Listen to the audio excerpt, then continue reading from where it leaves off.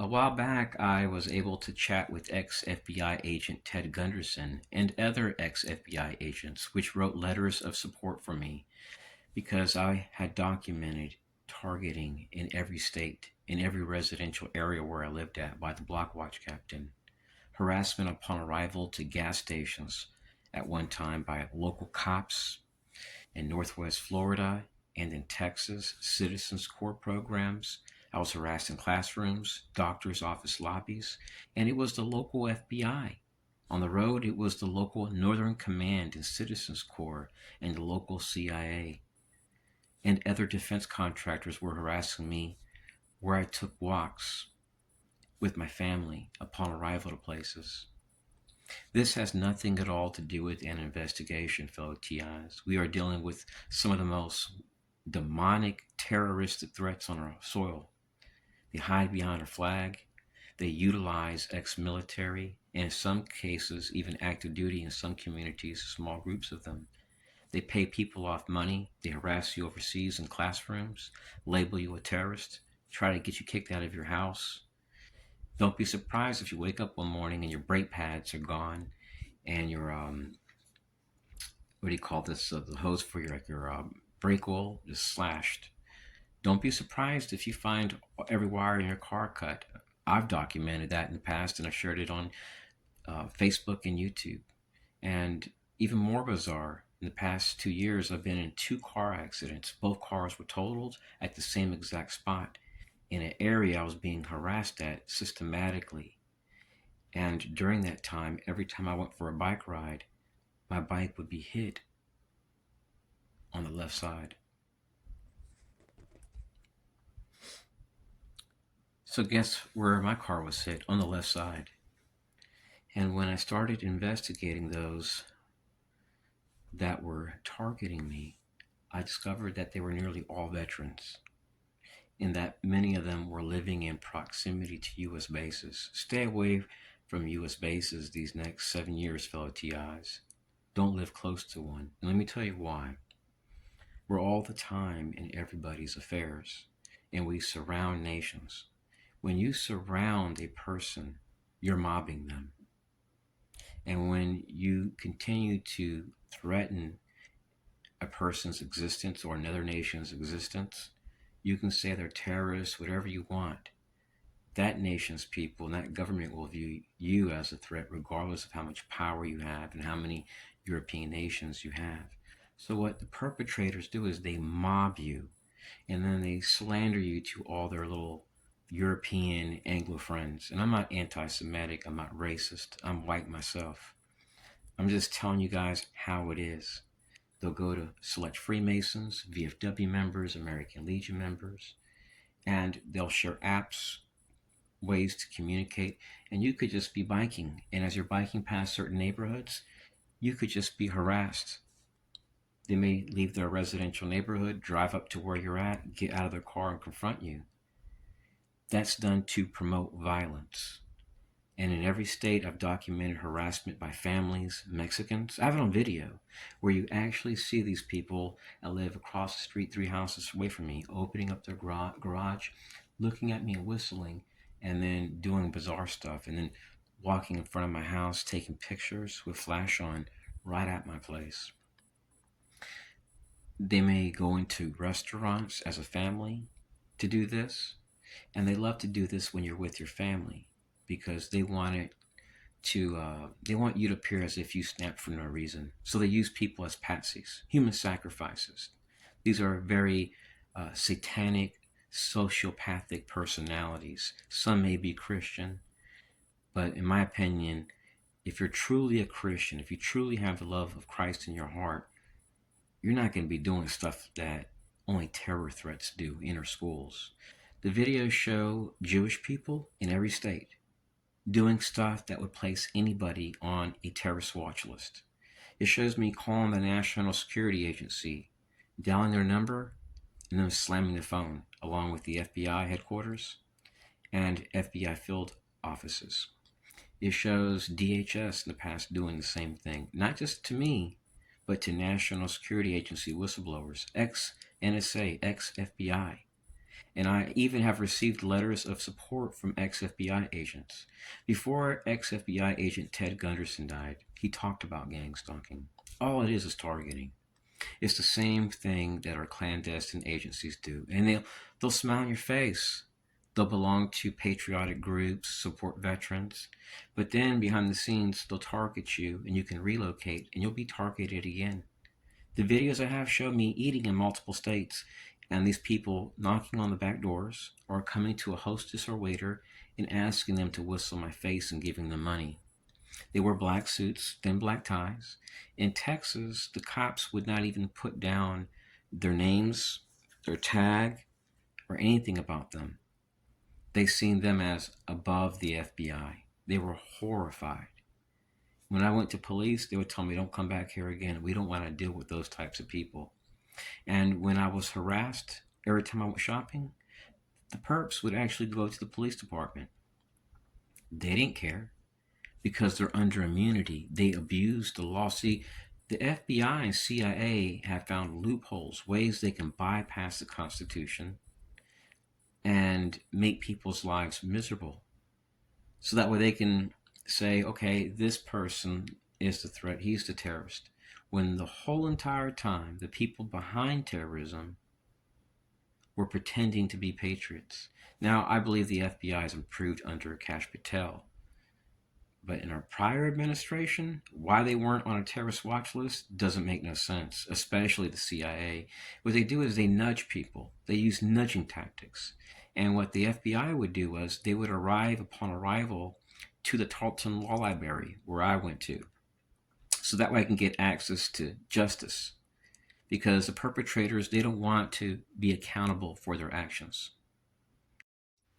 So imagine you used to live in Austin, Texas in 2015, and you're complaining about being harassed in supermarkets and restaurants and where you walk. And let's say you move and you document the same pattern. Would you find that activity to defy the probability of an event? Of course, right? So what the clandestine do here is they secretly support terrorism. This is how they get away with it. They'll go to somebody that has a position where they have no power really. And they'll say, when this guy comes in, do this and that. They may knock on the back door and talk to a stalker, store manager, say we're with this agency. They may just flash a badge for a second or two. This guy's coming in, he's a terrorist and scumbag. We want you to do this. And then that person will see it as an opportunity to help the government or law enforcement. They may not be fully aware that the person they're dealing with is a corrupt CIA agent with an FBI badge or a corrupt FBI agent. And what they're hoping is that you will react. In Texas, they would harass me at doctor's office lobbies. I even have a doctor to this very day that will even tell you. She went to the police department with me. The security at the hospital deleted the footage, but fortunately I wore a body camera. So when you're a TI, you're going to have most likely a lot of experiences with Jewish people. I don't know what it is with Jewish people and targeting, gang stalking, Freemasons, Citizens Corps in Texas, designated hate groups in Texas operating through Citizens Corps. A lot of these people aren't screened. They just sign a non-disclosure agreement. Members of like Public Works, Parks and Recreation in every state.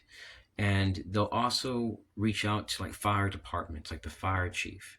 They'll make an outside request and send a pretty lady in. They won't send the cops. You're just eating with your family and you're wondering why a fire chief is confronting you when you live 80 miles away. You're just eating. So they track your phone, they harass you, they slander you, and then they even support terrorism. So most Americans don't believe in this stuff, but the proof exists. I have it. I've shared it online on different channels. And once you embrace the truth and you know the truth, you're like, oh my God, how could the same people that we've been believing in be the national security threats? How could they be promoting terrorism discreetly for years in our schools and in our communities, actually plotting it, and then even hiding behind fusion centers and trusted positions? You could be at Lake Nona in Orlando, and they may just drop some people off that walk up to you and whistle in your face and then walk to a black SUV and leave. They outsource to contractors. They do this overseas. They even utilize elderly women to make false reports on you. And when they find out you're wearing a body camera, they change their story really quick because they don't want to face arrest. When you've seen what I've seen, you would never trust any aspect of the system until they start respecting the Constitution, which is the supreme law of the land. I'm not saying our government is evil or bad, but we have some bad elements within it.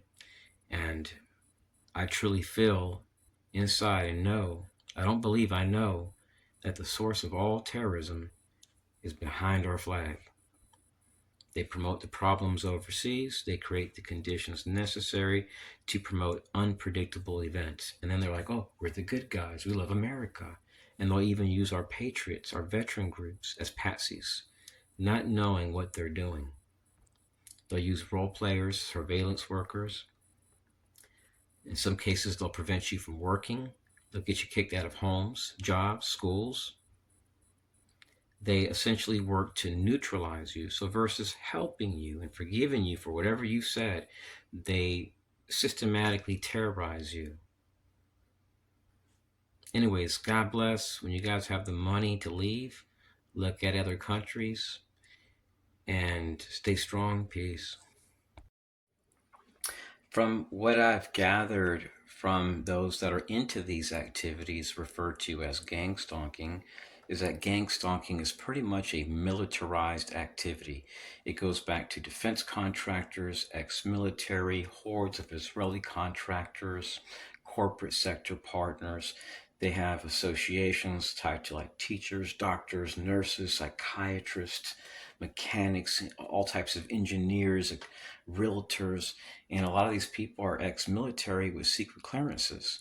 When their businesses are struggling, they'll do defense contract work on the side.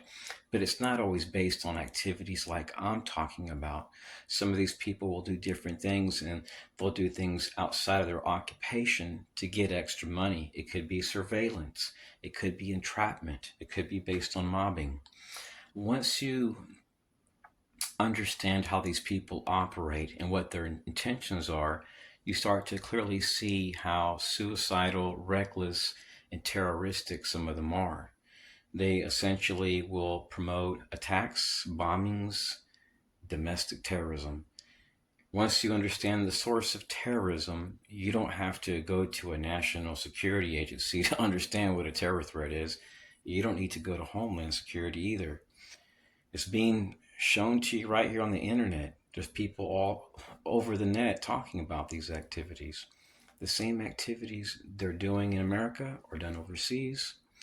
And they mob, they surround, they target your finances.